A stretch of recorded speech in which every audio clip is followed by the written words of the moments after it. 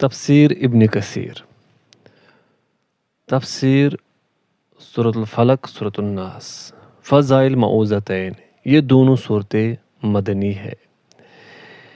ابن مسعود رضی اللہ عنہ کا معوذتین کے بارے میں موقف۔ امام احمد رحمہ اللہ نے زر بن حبیش سے روایت کیا ہے کہ میں نے ابی بن کعب رضی اللہ عنہ کی خدمت میں عرض کی کہ ابن مسعود رضی اللہ عنہ اپنے مصحف میں معوذتین نہیں لکھتے، تو انہوں نے جواب دیا کہ میں گواہی دیتا ہوں کہ رسول اللہ صلی اللہ علیہ وسلم نے مجھے یہ خبر دی تھی کہ حضرت جبریل علیہ السلام نے مجھ سے کہا کہ قل اعوذ برب الفلق، کہہ دیجئے میں صبح کے رب کی پناہ میں آتا ہوں، تو میں نے یہ کہا۔ پھر انہوں نے کہا قل اعوذ برب الناس، کہہ دیجئے میں انسانوں کے رب کی پناہ میں آتا ہوں، تو میں نے یہ بھی کہا۔ چنانچہ ہم بھی وہی کہتے ہیں جو نبی صلی اللہ علیہ وسلم نے کہا تھا۔ معوذتین کی فضیلت میں متعدد احادیث۔ امام مسلم رحمہ اللہ نے اپنی صحیح میں عقبہ بن عامر رضی اللہ عنہ سے روایت کیا ہے کہ رسول اللہ صلی اللہ علیہ وسلم نے فرمایا الم تر آیات انزلت هذه اللیلۃ لم یر مثلہن قط قل اعوذ برب الفلق وقل اعوذ برب الناس، کیا تم نے نہیں دیکھا ہے کہ آج رات ایسی آیات نازل ہوئی ہے کہ ان جیسی آیت کبھی نہیں دیکھی گئی، اور وہ ہے قل اعوذ برب الفلق اور قل اعوذ برب الناس۔ اسے امام احمد، ترمذی اور نسائی نے بھی روایت کیا ہے، اور امام ترمذی نے اس حدیث کو حسن صحیح قرار دیا ہے۔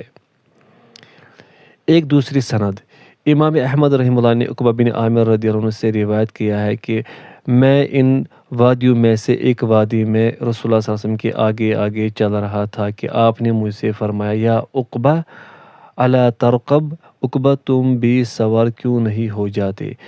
میں رسول اللہ صلی اللہ علیہ وسلم کی عظمت کے پیش نظر آپ کی سواری پر سوار نہ ہوا۔ پھر آپ نے فرمایا یا عقبہ الا ترقب، اے عقبہ تم سوار کیوں نہیں ہو جاتے؟ مجھے خدشہ لاحق ہوا کہ آپ کی نافرمانی نہ ہو جائے، اس لیے جب رسول اللہ صلی اللہ علیہ وسلم سواری سے نیچے تشریف لے آئے تو آپ کے فرمان کی اطاعت بجا لاتے ہوئے میں تھوڑی دیر کے لیے سوار ہو گیا، اور پھر میں اترا تو رسول اللہ صلی اللہ علیہ وسلم سوار ہو گئے، تو آپ نے فرمایا یا عقبہ الا اعلمک سورتین من خیر سورتین قرأ بہما الناس، عقبہ کیا میں تمہیں دو ایسی بہترین صورتیں نہ سکھاؤں جنہیں لوگوں نے پڑھا ہے؟ میں نے عرض کی اے اللہ کے رسول صلی اللہ علیہ وسلم ضرور سکھائے، تو آپ نے مجھے قل اعوذ برب الفلق اور قل اعوذ برب الناس پڑھائے۔ پھر نماز قائم کی گئی تو رسول اللہ صلی اللہ علیہ وسلم نے امامت کے فرائض سر انجام دیے اور نماز میں انہی دو صورتوں کی قرات فرمائی۔ پھر آپ کا میرے پاس سے گزر ہوا تو فرمایا کیف رأیت یا عقب اقرأ بہما کلما نمت وکلما قمت، عقب ان دو صورتوں کے بارے میں کیا خیال ہے؟ جب بھی تم سونے لگو اور اٹھو تو ان دونوں صورتوں کو پڑھ لیا کرو۔ اسے امام نسائی اور ابو داؤد نے بھی روایت کیا ہے۔ ایک اور سند، امام نسائی نے عقبہ بن عامر رضی اللہ عنہ سے روایت کیا ہے کہ رسول اللہ صلی اللہ علیہ وسلم نے فرمایا ان الناس لم یتعوذوا بمثل ہاتین قل اعوذ برب الفلق وقل اعوذ برب الناس، بلا شبہ لوگوں نے سورہ فلق اور سورہ ناس جیسی صورتوں کے ذریعے سے پناہ نہیں پکڑی۔ ایک اور سند، امام نسائی نے عقبہ بن عامر رضی اللہ عنہ سے روایت کیا ہے کہ میں رسول اللہ صلی اللہ علیہ وسلم کے ساتھ چل رہا تھا کہ آپ نے فرمایا یا عقبہ قل، اے عقبہ کہو۔ میں نے عرض کی کیا کہوں؟ تو آپ نے خاموشی اختیار فرما لی۔ پھر آپ نے فرمایا یا عقبہ قل، اے عقبہ کہو۔ میں نے عرض کی اے اللہ کے رسول کیا کہوں؟ تو آپ نے پھر خاموشی اختیار فرما لی۔ تو میں نے کہا اے اللہ انہیں مجھ پر لوٹا دے کہ آپ مجھ سے دوبارہ یہی فرمائے۔ چنانچہ آپ نے فرمایا عقبہ قل، اے عقبہ کہو۔ میں نے عرض کی اے اللہ کے رسول کیا کہوں؟ آپ نے فرمایا قل اعوذ برب الفلق۔ میں نے اسے پڑھا حتیٰ کہ یہ صورت پوری ہو گئی۔ پھر آپ نے فرمایا قل کہو۔ میں نے عرض کی اے اللہ کے رسول کیا کہوں؟ آپ نے فرمایا قل اعوذ برب الناس۔ میں نے اسے پڑھا حتیٰ کہ پوری صورت پڑھ لی۔ پھر رسول اللہ صلی اللہ علیہ وسلم نے اس موقع پر فرمایا ما سأل سائل بمثلہما ولا استعاذ مستعیذ بمثلہما۔ کسی سوال کرنے والے نے ان کی طرح کا سوال نہیں کیا اور کسی پناہ مانگنے والے نے ان کی طرح کی پناہ نہیں مانگی۔ ایک اور حدیث امام نسائی نے ابن عابس جوہنی رضی اللہ عنہ سے روایت کیا ہے کہ نبی صلی اللہ علیہ وسلم نے ان سے فرمایا یا ابن عابس الا ادلک او قال الا اخبرک بافضل ما يتعوذ به المتعوذون۔ ابن عابس کیا میں تمہیں اس سب سے بہتر تعوذ کے بارے میں نہ بتاؤں جس کے ساتھ پناہ مانگنے والوں نے پناہ مانگی ہو؟ میں نے عرض کی اے اللہ کے رسول ضرور ارشاد فرمائے۔ آپ نے فرمایا قل اعوذ برب الفلق وقل اعوذ برب الناس ہاتان السورتان۔ یہ دو صورتیں سورہ فلق اور سورہ ناس سب سے افضل تعوذ ہے۔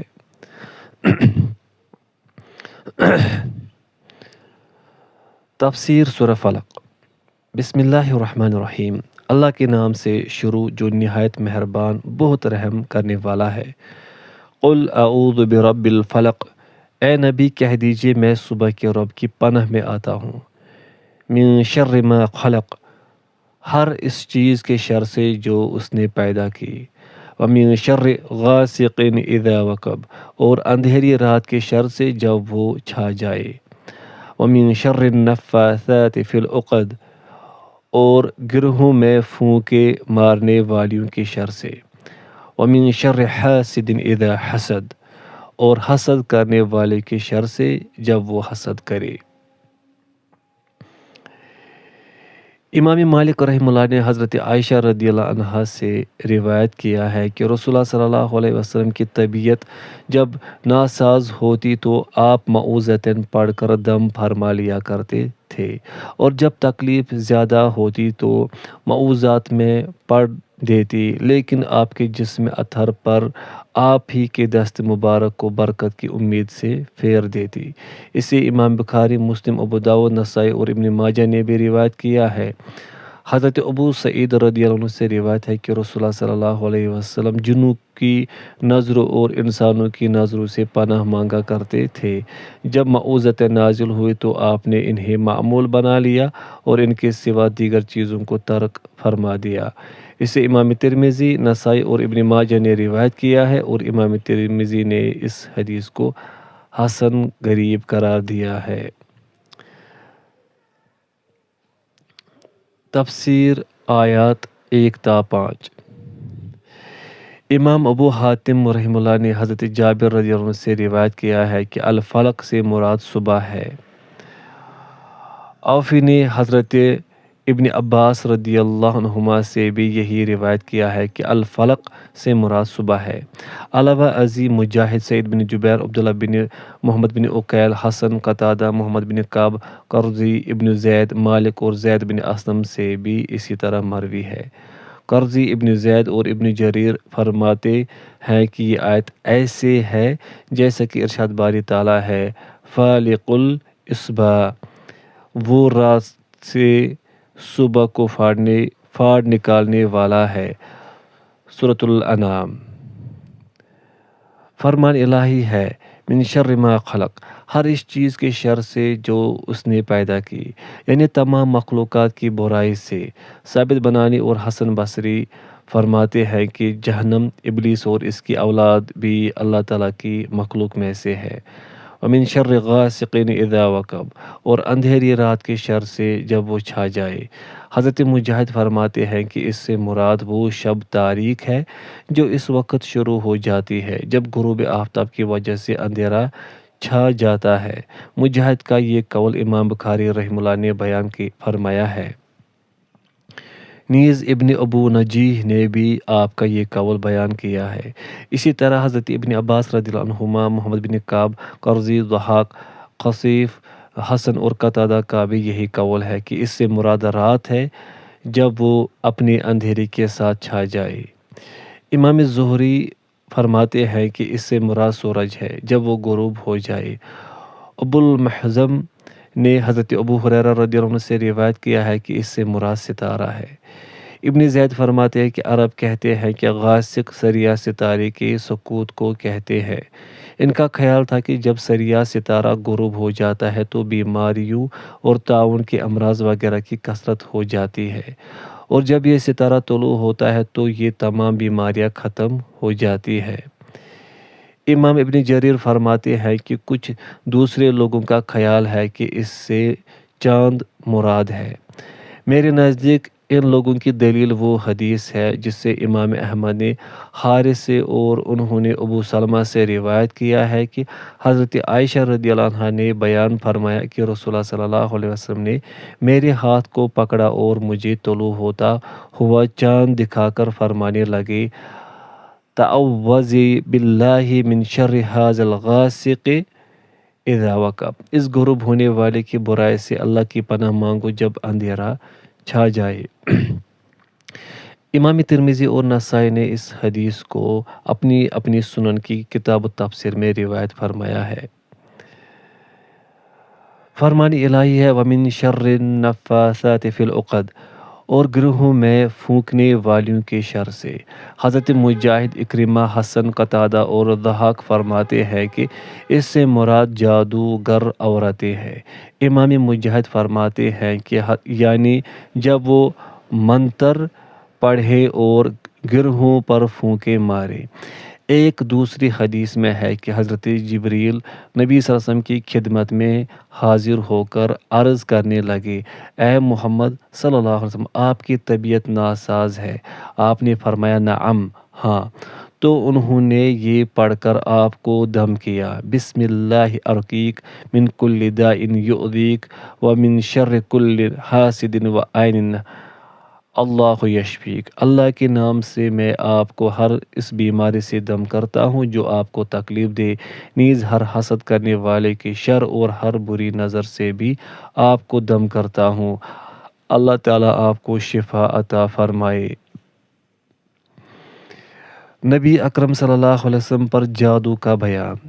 امام بخاری رحمہ اللہ نے اپنی صحیح کی کتاب الطب میں حضرت عائشہ رضی اللہ عنہا سے روایت کیا ہے کہ رسول اللہ صلی اللہ علیہ وسلم پر بھی جادو کیا گیا، حتیٰ کہ آپ کو خیال ہوتا کہ آپ ازواج مطہرات رضی اللہ عنہن کے پاس گئے ہیں لیکن آپ نہیں گئے ہوتے تھے۔ امام سفیان فرماتے ہیں کہ جادو سے جو بہت شدید کیفیت پیدا ہوتی ہے وہ یہی ہے۔ نبی اکرم صلی اللہ علیہ وسلم نے فرمایا، ترجمہ: عائشہ، کیا تمہیں معلوم ہے کہ میں نے اللہ تعالیٰ سے جو سوال کیا تھا اس نے مجھے اس کا جواب عطا فرما دیا ہے؟ وہ اس طرح کہ میرے پاس دو آدمی آئے اور ان میں سے ایک میرے سر کے پاس اور دوسرا دونوں پاؤں کے پاس بیٹھ گیا، اور جو سر کے پاس بیٹھا ہوا تھا اس نے دوسرے سے کہا کہ اس آدمی کو کیا ہوا ہے؟ تو اس نے جواب دیا کہ ان پر جادو ہوا ہے۔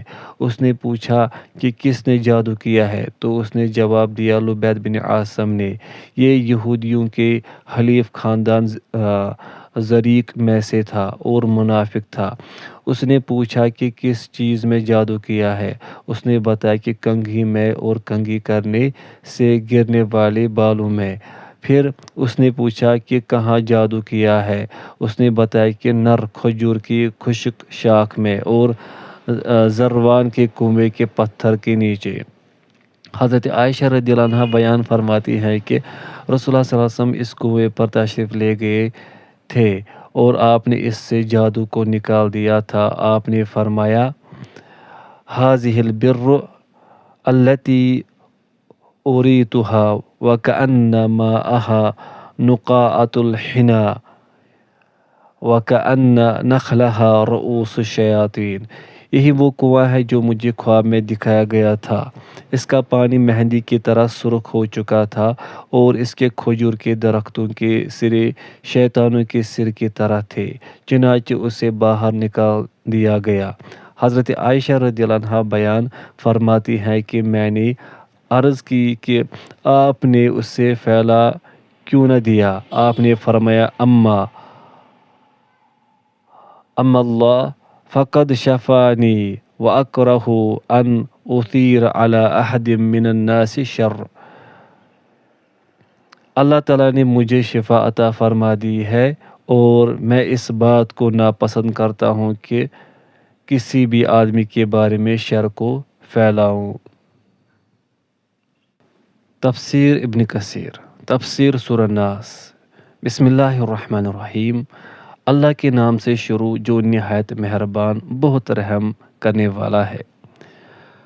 قل اعوذ برب الناس، اے نبی کہہ دیجئے میں انسانوں کے رب کی پناہ میں آتا ہوں، ملک الناس انسانوں کے بادشاہ کی، الہ الناس انسانوں کے معبود کی، من شر الوسواس الخناس وسوسہ ڈالنے والے اللہ کے ذکر کو سن کر پیچھے ہٹ جانے والے کے شر سے، الذی یوسوس فی صدور الناس جو لوگوں کے دلوں میں وسوسے ڈالتا ہے، من الجنۃ والناس خواہ وہ جنوں میں سے ہو یا انسانوں میں سے۔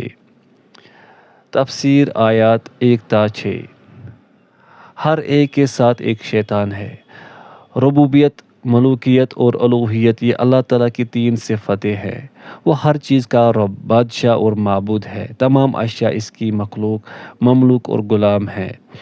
پناہ مانگنے والے کو حکم دیا گیا ہے کہ وہ اس ذات گرامی کے ساتھ جو ان اوصاف حمیدہ کے ساتھ اتصاف پذیر ہو، وسوسہ اندازی کر کے پیچھے ہٹ جانے والے کی شر سے پناہ مانگے۔ الوسواس الخناس سے مراد وہ شیطان ہے جو ہر انسان کے ساتھ لگا ہوا ہے۔ بنو آدم میں سے ہر ایک کے ساتھ ایک ایسا ساتھی بھی ہے جو فواحش و منکرات کو اس کے سامنے مزین کر کے پیش کرتا ہے اور اسے گمراہ کرنے میں کوئی دقیقہ فروگزاشت نہیں کرتا، اور اس کے شر سے صرف وہی انسان بچتا ہے جسے اللہ تعالیٰ اپنی فضل و کرم سے محفوظ رکھے۔ صحیح حدیث سے یہ ثابت ہے کہ نبی اکرم صلی اللہ علیہ وسلم نے فرمایا ما منکم من احد الا وقد وکل بہ قرینہ، یقیناً تم میں سے ہر شخص کے ساتھ اس کے ساتھی شیطان کو بھی لگا دیا گیا ہے۔ صحابہ کرام رضی اللہ عنہم نے عرض کی اے اللہ کے رسول صلی اللہ علیہ وسلم کیا آپ کے ساتھ بھی؟ آپ نے فرمایا نعم، الا ان اللہ اعاننی علیہ فاسلم فلا یأمرنی الا بخیر۔ ہاں لیکن اللہ تعالیٰ نے اس کے مقابلے میں میری مدد فرمائی ہے اور وہ مطیع ہو گیا ہے، چنانچہ وہ مجھے نیکی ہی کا حکم دیتا ہے۔ شیطان جسم میں خون کی طرح گردش کرتا ہے۔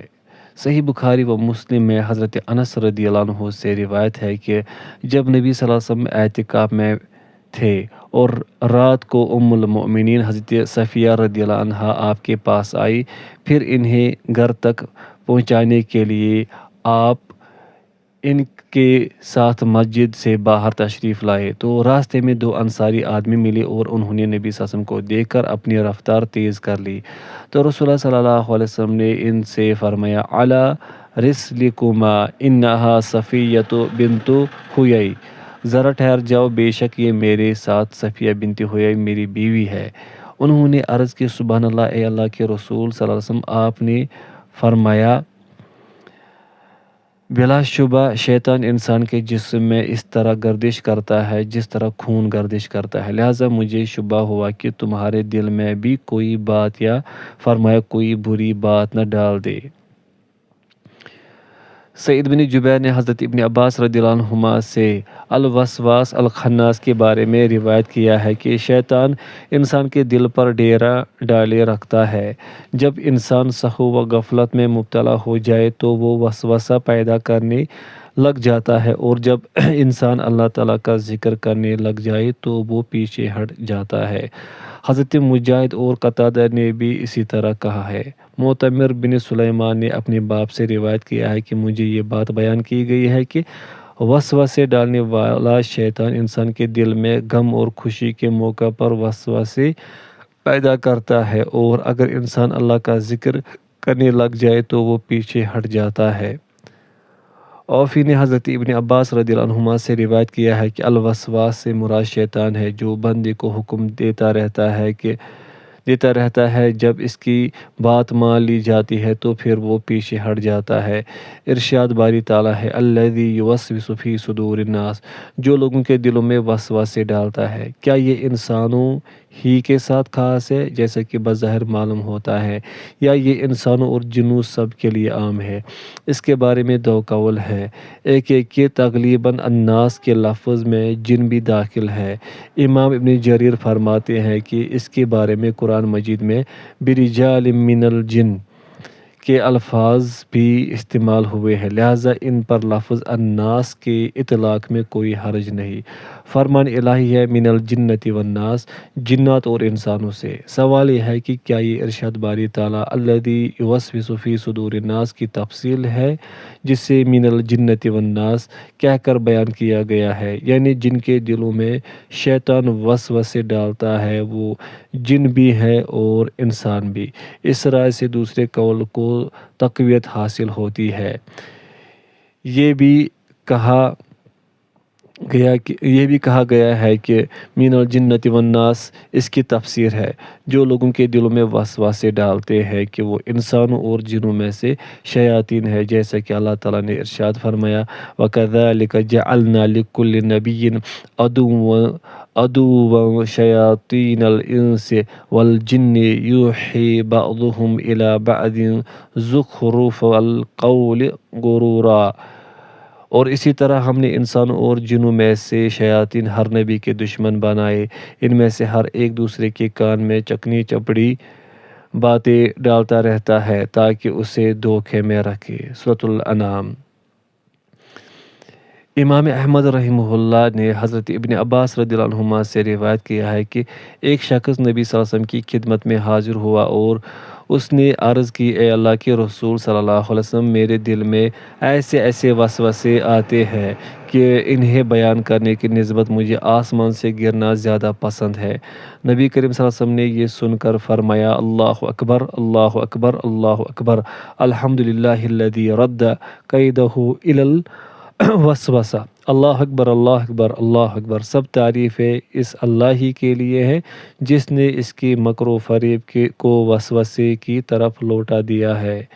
اسے امام ابو داؤد اور نسائی نے بھی روایت کیا ہے۔